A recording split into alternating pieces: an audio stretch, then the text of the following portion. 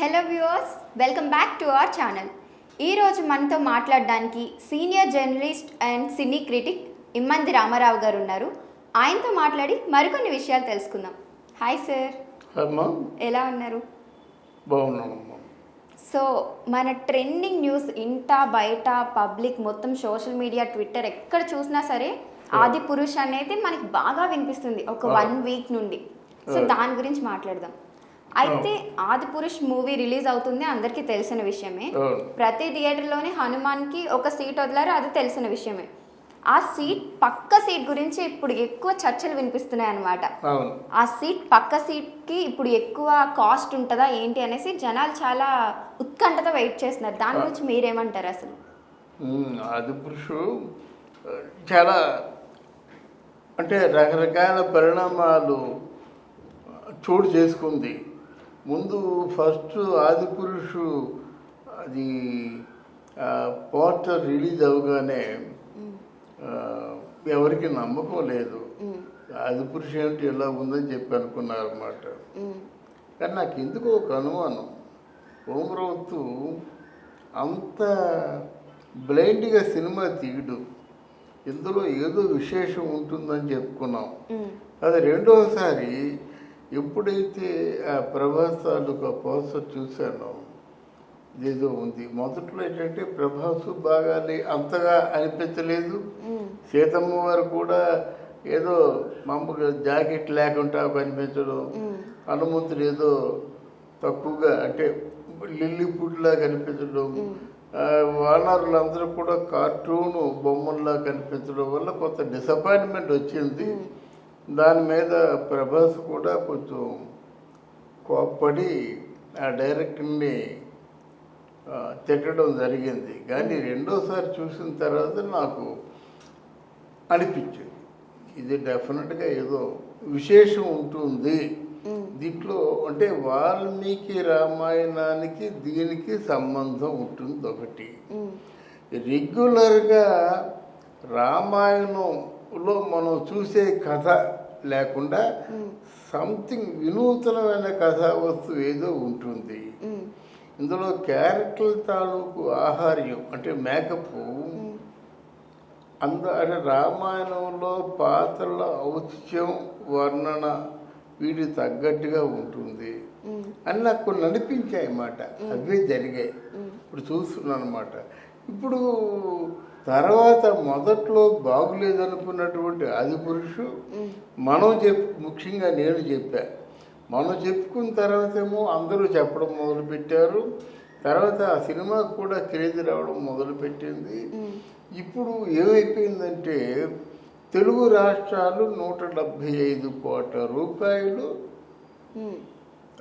అంటే ఒక ఆఫర్ ఉంది, వసూలు చేసుకున్నట్టే లెక్క తెలుగు రాష్ట్రాలు రెండు కూడా. ఇకపోయినట్టయితే ఫస్ట్ డే కలెక్షన్ ఒక 100 కోట్లు. అంటే మీకు తెలుగు రాష్ట్రాలు అంటే పెర్ డే 100 కోట్లు కలెక్ట్ చేసినట్టయితే పట్టుమని 10 రోజులు ఆడినట్టయితే 10 కోట్లు కలెక్షన్ వచ్చేస్తుంది. నెంబర్ 1. ఆ విధంగా ఆది పురుషు చాలా గొప్ప. రెండవది ఏంటంటే ఈ ఆది పురుషు ఒక ఇండియాలోనో లేకపోతే అమెరికాలోనో ఏదో కొన్ని దేశాలకు మాత్రమే పరిమితం కాదు.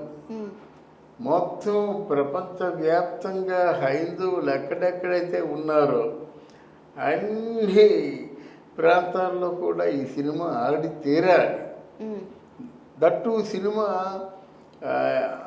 ఇది దీని పేరు అరణ్యకాండ, యుద్ధకాండ, 2 ప్రధానమైనటువంటి మాస్టర్ పీసెస్, మాస్టర్ స్టోరీస్ని ఇందులో చెప్పుకోవడం జరిగింది. యుద్ధకాండ చాలా బాగుంటుంది, అరణ్యకాండ కూడా చాలా బాగుంటుంది అన్నమాట. అదే కదా అది విశేషంగా చెప్పుకోవచ్చిన అవసరం. తర్వాత దీనికి క్రేజ్ ఏర్పడింది. క్రేజ్ ఏర్పడి 16వ తారీఖుకి ఎక్కడ లేని వాళ్ళు కూడా దానికే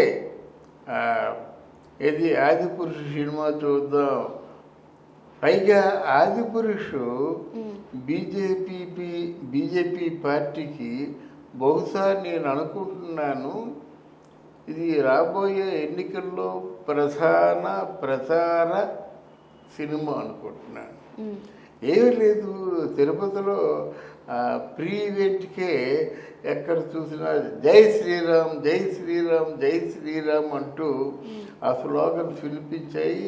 ప్రభాస్ కళ్ళమ్మడి కూడా కన్నీళ్లు చిప్పిళ్ళే అన్నమాట.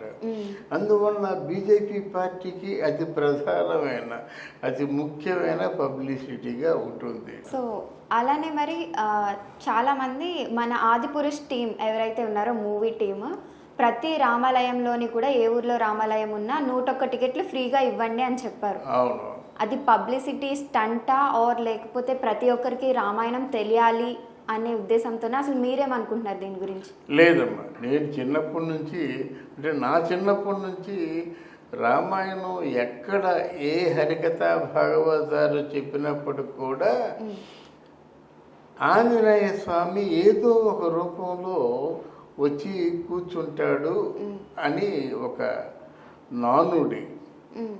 అలాగా హనుమంతుడి కోసం చూసేవాడు, వస్తాడా రాడా అని చూస్తుంటే అప్పుడు అక్కడ మా ఊర్లో హరికథ ఈ రామాయణం చెప్పించిన ఆసామి అడిగాడు అన్నమాట.